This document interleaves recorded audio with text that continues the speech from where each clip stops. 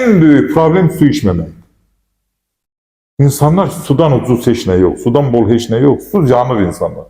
Deyirəm, nə qədər su içirsən? Deyir, doktor, vallahi heç yadıma da düşmür, bir stəkəni.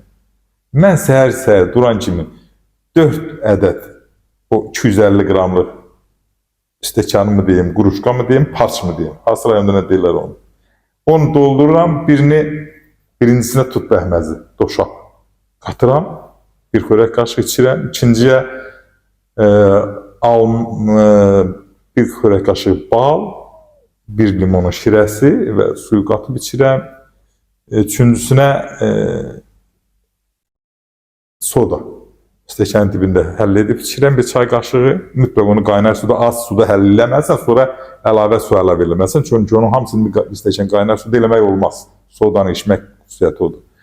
Dördüncüsündə indi özümdə olan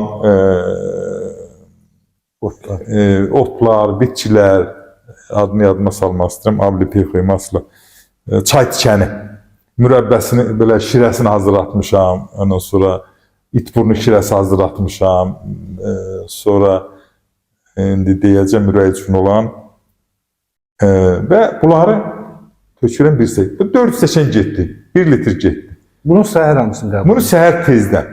Sonra zəncəfil də bəzən qatıram. Sonra ikinci gün orta çatana qədər 1 litr də gedir, 2 litr. Sonra axşama qədər də 1 litr. 3 litr su içməlisən, azı. O qan durulur. Migren də sağalır, baş ağrısı gedir, şəkər aşağı düşür. Orqanizm zəhərdən təmizlənir. Sən bu suyu içmirsənsə, özdə Yapon deyir ki, hər 30 dəqiqədən bir ən azı 50 qram suyu iç. Yer gəlmişkən hansı sudan istifadə ediyorsun? Mən suyu belədir. Biz filtr suyundan istifadə edirik. Təbii ki, filtr suyu da ölü sudur.